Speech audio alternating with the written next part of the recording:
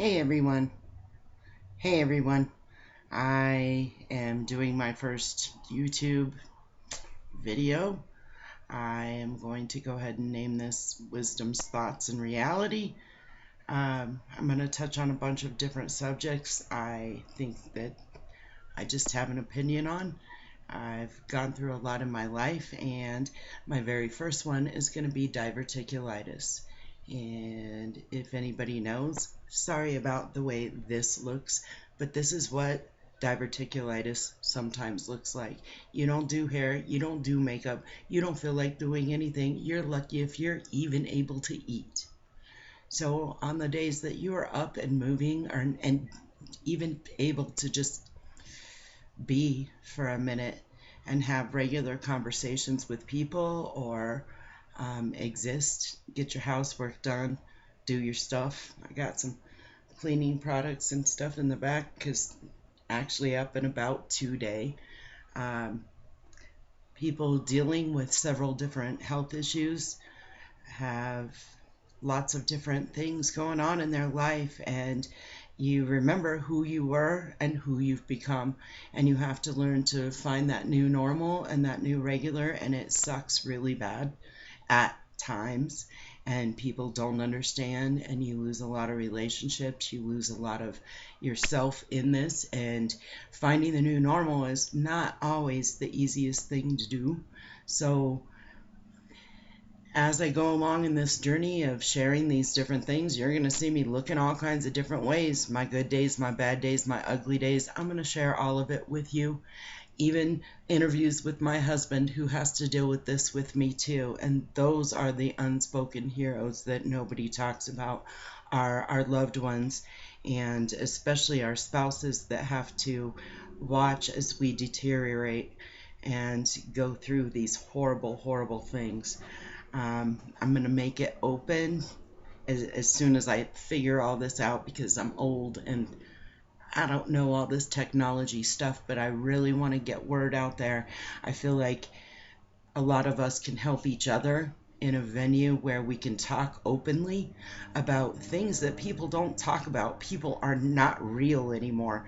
People, especially with sicknesses, get embarrassed to talk about their shit or throwing up in the morning or their doctor's visits and how people treat them and their previous habits that may have made them who they are today.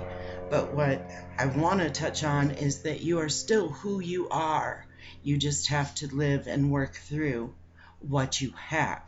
It does not define you. It doesn't have to define you. And it's taken me a lot of years to get to that point. And my husband told me, I think you got a lot to say, and I know that you can help a lot of people. So here I am. This is my first video, and I am just going to start talking openly and honestly about every kind of situation you can think about, as far as family issues, diverticulitis issues, pancreatitis issues, gastritis issues, esophagitis issues, acidosis issues. I got all of them. I manage them, not always good, and it sometimes sucks. And I'll also hit on insurance companies and the different little lies and the different things you have to work in and out of on that, and some of the issues that fall around that: house, love, sex. There's lots of things that these things affect, and I just want to touch on them and share with you my experience. So, like I said, there'll be days you'll see me on a good day, there'll be days you'll see me on a decent day. Today's a decent day. I don't have bags under my eyes, my face isn't purple, and I'm not vomiting in the sink back there. So, yay.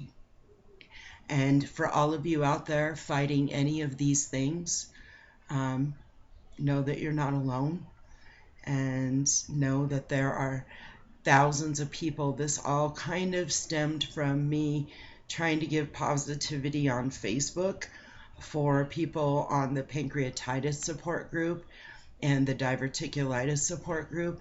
And what I noticed is I was seeing a lot of doom and gloom. and I want to die, and this sucks. And oh my God, I just got diagnosed with this. Where do I go from now? When we first started getting diagnosed with certain things, or I did, but I say we because my husband's in this with me, till death do you part, you know.